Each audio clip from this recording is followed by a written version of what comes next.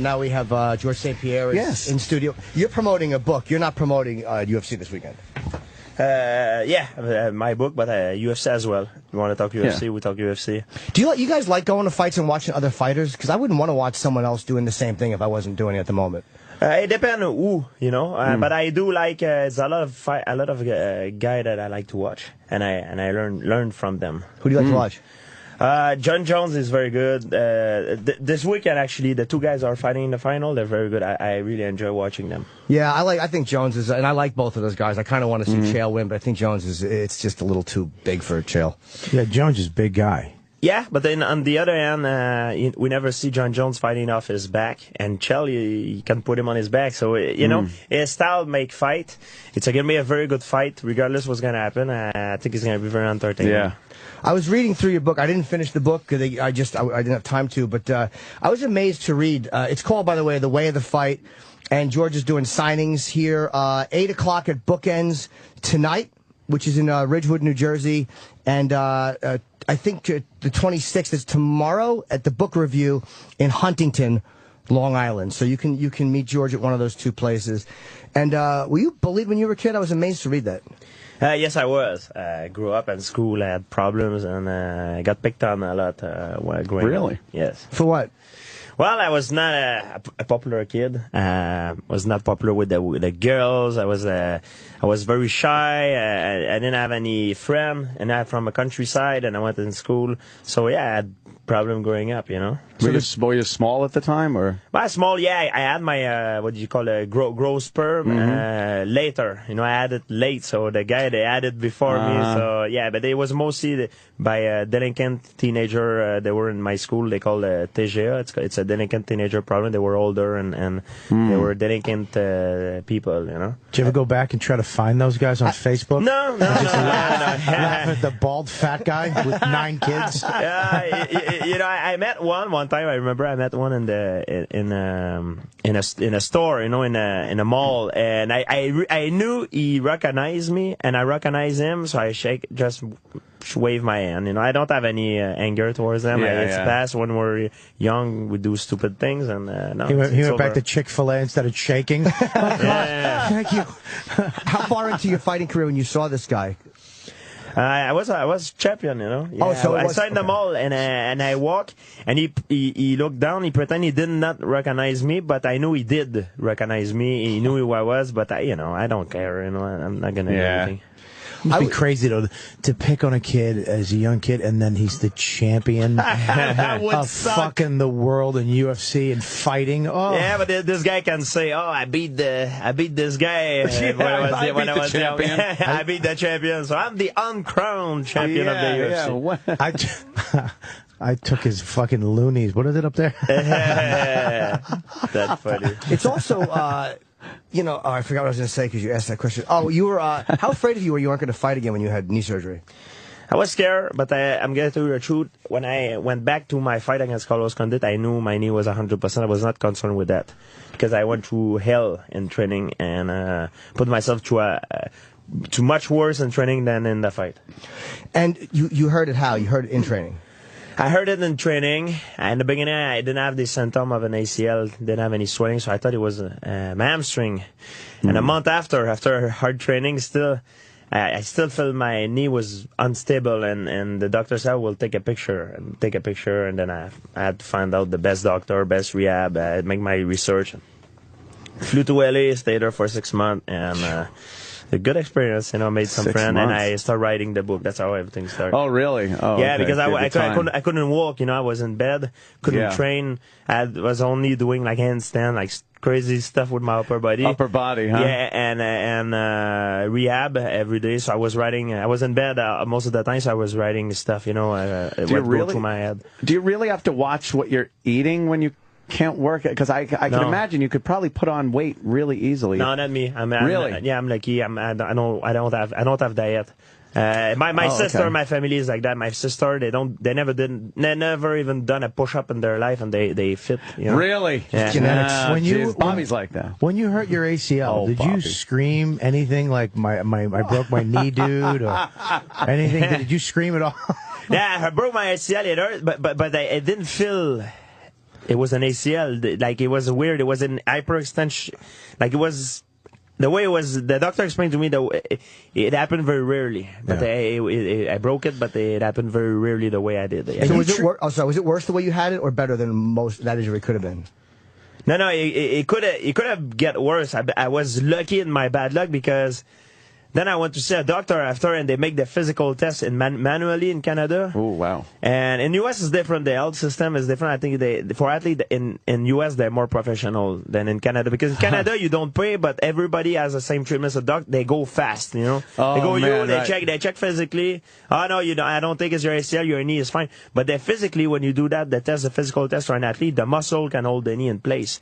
That's what they told me in U.S. So they say they should have took the picture. So they didn't. They'll just jiggle your leg and go, bah, you're fine, walk it off. Yeah. Exactly. Holy shit. No, but I mean, and it's not like that everywhere, but I didn't know any better at the time. Right. It didn't have the symptom of an ACL. I didn't have any swelling. I said my knee felt weird. I didn't know if it was my knee or the bottom of my hamstring. So they do the physical test, and they say, oh, it's probably your hamstring.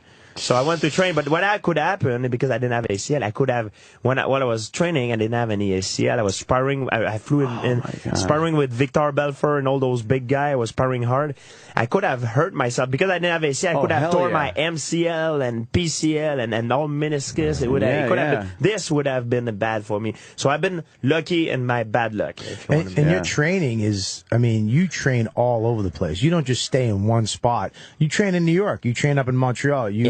You go out to everywhere I go. I have to go a lot. I have a lot of places that I go for business. You know, so like I was in LA, like for business stuff, like earlier this for 2 weeks, and I have place to train in Los Angeles. I have Freddie Roach, and New York I go at Renzo Gracie, Phil Nurse.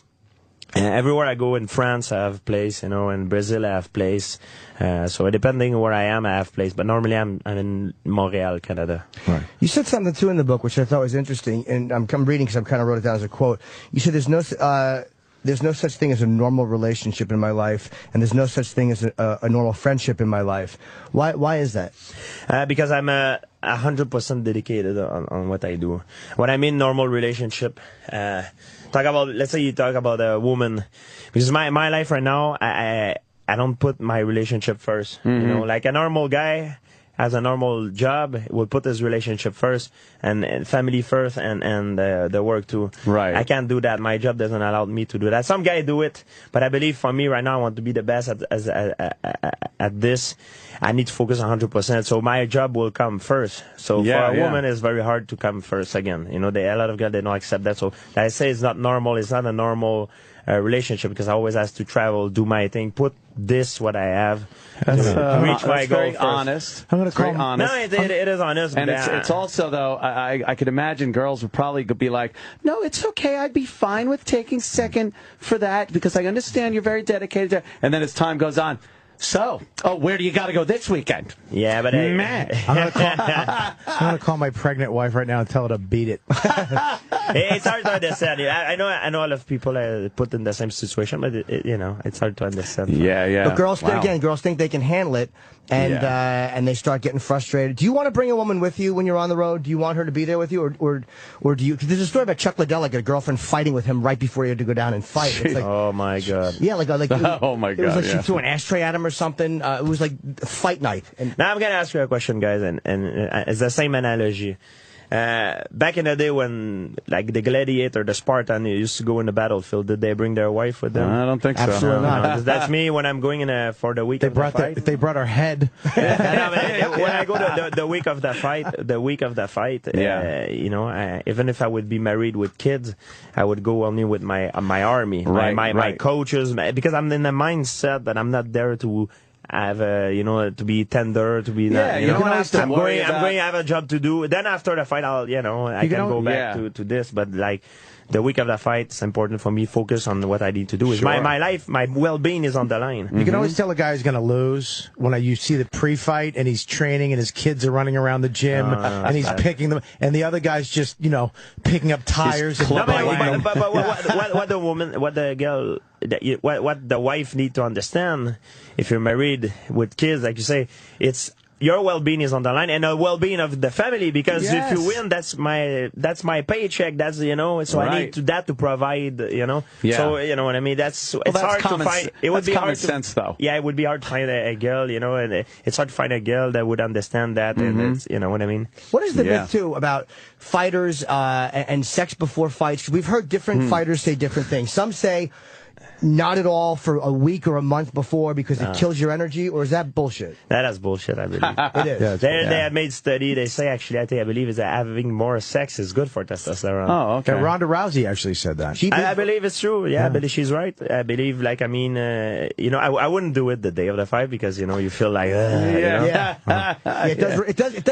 I was going to it takes away your killer instinct too. I never want to. Well, on a much, it's a great point. I just want to do nothing after I have sex or after exactly.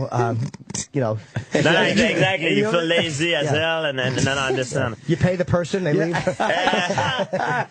But I believe if you have a lot of sex, your body need a lot, so you have more testosterone. I believe it could help in a way, but not right before the fight. Not right before. Hell no. Hell no. And your mother used to play records for you with subliminal messages. I was also interested to read that. Yeah, when I was young, the ocean, because I have big problems sleeping since I'm young. And even now, sometimes I do insomnia because I think a lot in my head. I'm a big thinker. And sometimes I get too deep into my thought and I have a hard time focusing on sleeping. Yes. So the waves and the birds, because I had problem going up at school and it was good for the confidence, and You're relating your alcoholism to his brain. Stop drinking and go to bed, Anthony. Wait a minute, my bed's spinning. Wait a minute. But I don't sleep either. I'm a terrible sleeper. So I have the same thing. I can't fall asleep or I have sleep apnea. It sucks. So I always wonder, what do fighters do? Because I have to get up and do this. Yeah. But to have to get up and train physically or do anything physical is or sleep before the day of the fight, it's got to be nerve-wracking. Well, he takes a nap after he trains. You actually learn how to do it. I couldn't sleep, earlier in my career. I couldn't sleep the day. You were in your head a lot there. It was unbelievable because you always make scenario, and if you do that, and I'm gonna do this, and sometimes you see yourself win, and sometimes you see yourself lose. My last couple of fights is always the same. But the difference between now and before is before I was so nervous and I thought it was not normal. I was thinking shit, I'm not sleeping, but my opponent is probably sleeping like a baby. He has an advantage on me. But nowadays, I know how I am, and I know it's normal, so I know how to deal with it a little bit better. Yeah, I'm still nervous, but I know how to deal. When you fought Matt Sarah, that's the one thing they say that you were in your head. You kept saying that I'm in my head all the time, and then when you went back and beat him and got your belt back. I fought I Matt Sarah twice, but I would say the fight that I sleep the less, it was my first fight with Matthews. Yeah. Right. I did not sleep almost a week, and sometimes I was, even when I was sleeping, I thought I was awake. Whoa, man. So did that it was a crazy feeling. I was dead.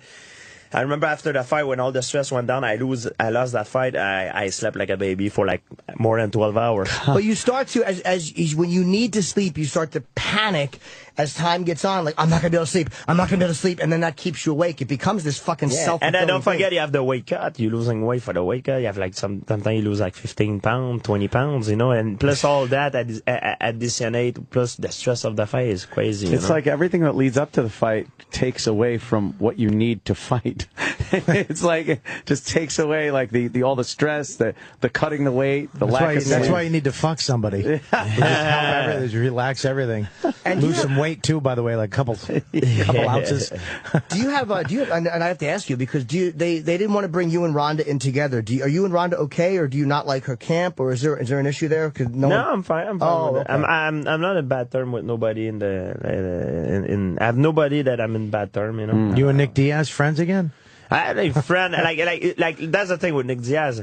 I'm fine with Nick Diaz, but I don't know if he's fine with me. You know what I mean? For me, it's not personal. Yeah. It's a fight. Now it's over. I'm happy, and I don't mind. I mean, I'm good with everybody. If you ask him the question, maybe I have a different answer. I don't know. Who maybe yeah, maybe not. But some guys need to psych themselves up, I think, to fight someone and hate them. Do you need to do that, or you can like somebody and fight them anyway? No, that's even scarier. I would not like fighting a friend, but I wouldn't. I mean, I don't like to hate the guy. I fought a lot of guys that were a nice guy, but most of them they try to be arrogant. event. And isn't it like an old school way of fighting? Is that hatred and that it's like now that you know why it's like that? Because the promoter, the people that promote the fight, they like to create a story. Sure. The real story is we don't hate each other. We just want to be the best at what we do because it's a fight. It's a full contact sport. They feel like they need to create that animosity, and it's true that build up, like make a story, it leads more people to look at it. You know, because people identify themselves to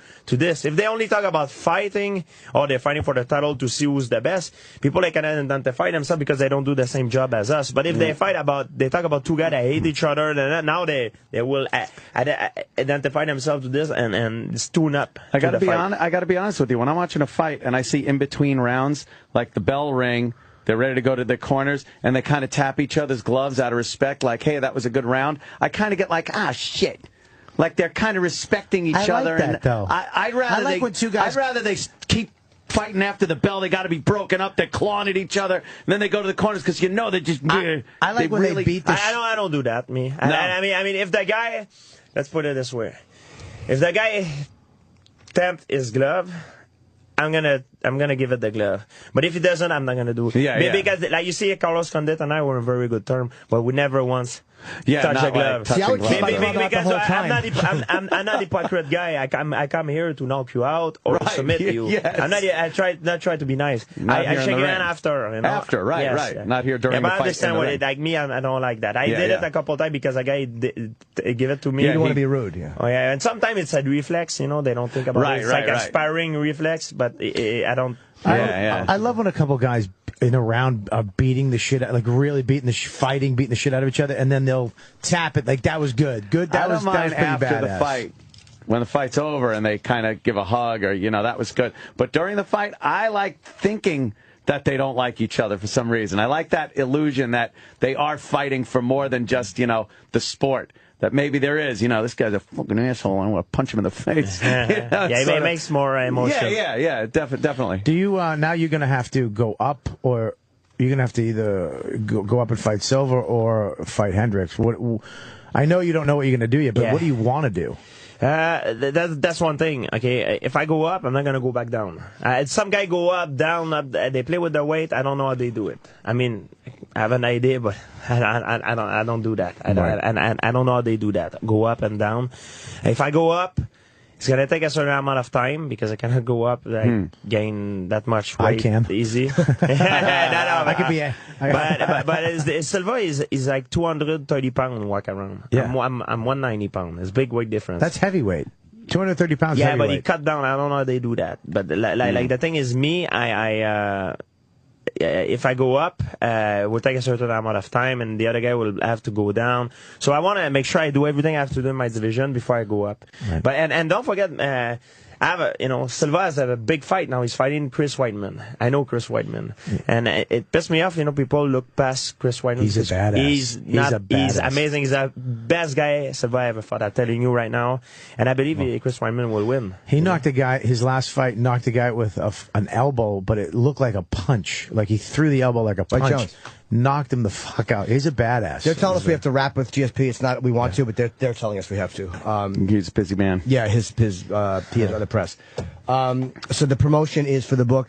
It's called The Way of the Fight. What I've read of it, I loved. It was really, really interesting. And it wasn't cheesy inspirational. It was actually really, you put some great stuff about mediocrity and about people achieving greatness. And it was, how people will settle on mediocrity. And it was really a very interesting point. It's not a biography. It's not a book also for MMA hardcore fan. The MMA hardcore fan will be disappointed if they buy that book and they think it's about that. It's about it's a lot of philosophy. It's basically the tactic and the way the thing is I use in my life. Where I start to reach where I am right now, and I think it's everyone can apply this for their own life, like business or whoever, they can use that to their own ways, And you can, if you want to get a copy of the book and meet George, you can at Bookends tonight in East Ridgewood, New Jersey. I've been there. It's a great place because it's all inside, so you're not going to be standing outside in the wind like an asshole. It's 8 o'clock like tonight. Yeah, 'cause there's nothing worse than standing in the wind with a book. But or you could go to the book review tomorrow in Huntington. Over in Long Island, if you don't want to come out tonight, that's at 7 o'clock. And George St-Pierre, but there is an S after George, so don't forget that on Twitter, so you're not following the wrong account. Exactly. And I guess we have to wrap up the show. Does Anthony have to do a read or?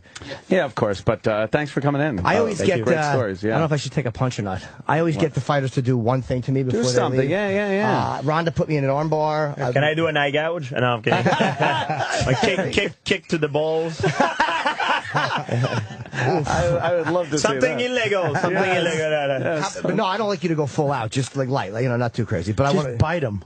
How funny would it be if he did gouge my eye and kick me in the balls? It wouldn't be funny at all. I guess I'll take a. Would you? What do you want to do? I do the 1-inch punch. The Bruce Lee punch. 1-inch punch. To the arm? Hang on, ready? Can you do that? 1, 2, 3. Hey! Oh, you just tapped me lightly. I don't want you to sue me. Oh, no, I wouldn't. I know in U.S., especially in New York, there's a lot of sue. Like, I don't want to get sued. I know. This damn country and their I know in lawyers. New York, Exactly. people sued each other. It's a smart man. Well, we got video of that, so I already got what I need for the big lawsuit. That was agonizing. Big lawsuit. Yeah. A big lawsuit. Yeah, you made me feel like a woman. Now I'm going to sue. George St-Pierre, thank you very much. Thank you, guys. Thank you very Thanks, much. man.